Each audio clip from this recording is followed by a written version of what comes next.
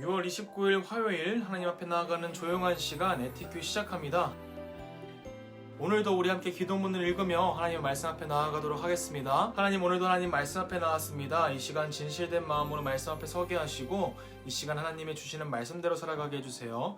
예수님의 이름으로 기도드렸습니다. 아멘. 오늘 우리가 함께 읽을 말씀은 출애굽기 32장 19절에서 23절의 말씀입니다. 진에 가까이 이르러 그 송아지와 그 춤추는 것들을 보고 크게 노하여 손에서 그 판들을 산 아래로 던져 깨뜨리니라.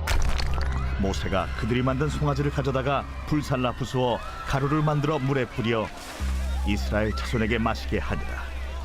모세가 아론에게 이르되, 이 백성이 당신에게 어떻게 하였기에 당신이 그들을 큰 죄에 빠지게 하였느냐?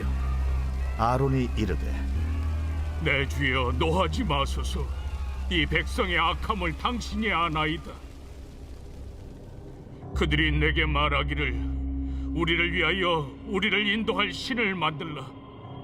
이 모세 곧 우리를 애굽 땅에서 인도하여 낸 사람은 어찌 되었는지 알 수 없노라 하기에 하나님께서 모세와 언약을 맺고 이 시내산에 하나님을 보러 올라간 지 이 40일의 기간이 끝나가는 지점에 우리가 어제 나눴던 그 이스라엘의 모습은 자신들이 원하는 하나님의 모습을 이 금송아지에 담아서 축제를 벌이고 있었어요. 하나님께서는 모세와 언약을 맺고 있는 그 순간 우상을 따르며 죄악을 짓는 그 이스라엘 백성들을 보면서 그들에 대해서 이 백성은 목이 뻣뻣한 백성이라고 말씀하고 계세요. 이 모습은 농사를 지을 때 이 가축들을 사용해서 밭을 갈거나 논을 가는 일들이 있는데 그 일을 제대로 행하지 않고 가기 싫어하면서 목으로 힘을 버티는 이 가축들의 모습에서 이 비유가 시작된 건데, 그만큼 하나님의 백성이라고 말하고 세워진 그 이스라엘 백성들이 하나님의 말씀을 따르지 않고 자신이 원하는 대로 살아가는 모습을 보였던 거죠. 모세는 하나님 앞에서 그 이스라엘 백성들을 용서해달라고 기도했어요. 그렇게 시내산에서 내려와서 이스라엘 민족의 모습을 직접 보게 되는데 이스라엘 백성들이 이 송아지상과 함께 춤추고 있는 모습을 보게 된 거죠. 이 사실에 너무나도 화가 난 모세는 하나님께서 주신 그 말씀의 돌판을 던져버리고 그 결과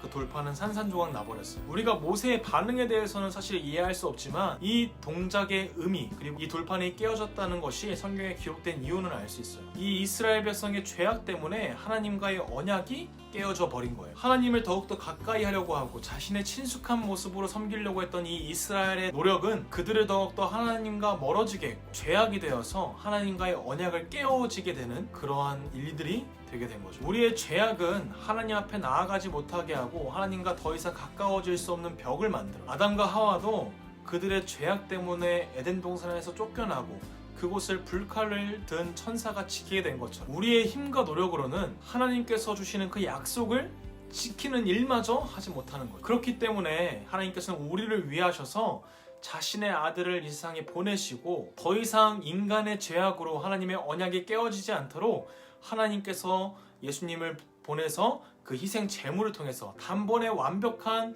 그 속죄의 제물로 예수님을 드리게 하신 거예요. 그래서 이제 우리가 예수님의 이름을 믿으면 우리의 죄악이 구원을 끊을 수가 없어요. 그러나 한 번 받은 구원 안에서 나의 기쁨과 나의 행복에 따라서 살아가는 삶은 살아갈 수 없어요. 왜냐하면 그 은혜의 선물이 우리 안에서 믿음이 된다면, 우리 안에서 정말 그 구원의 선물이 기쁨이 된다면 그 믿음이 그리고 그 기쁨이 우리의 발걸음을 예수님이 가신 그 발자취를 따라가는 사람으로 변화시키기 때문이에요. 또 오늘 말씀을 이어서 보면 모세가 아론에게 왜 이스라엘 백성들을 그러한 죄악 가운데 빠지게 했냐고 물어보죠. 이에 대해서 아론은 잘못했다고 이야기하기보다 이스라엘 백성들에게 탓을 돌리고 있어요.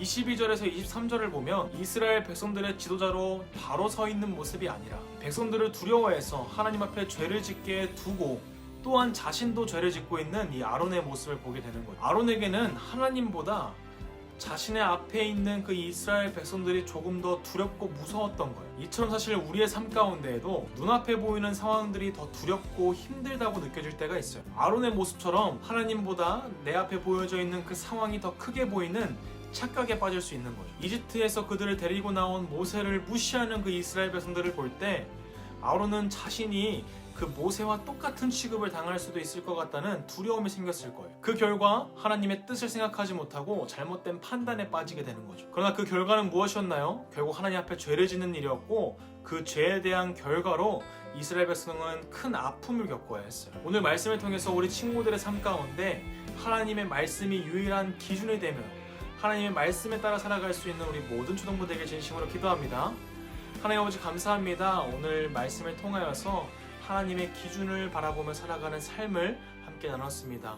우리 친구들의 삶 가운데 그 어떠한 상황 가운데서도 온전히 하나님을 믿고 의지하며 나아갈 수 있는 우리 모든 초등부 될 수 있도록 주님 인도하여 주세요. 예수님의 이름으로 기도드렸습니다. 아멘.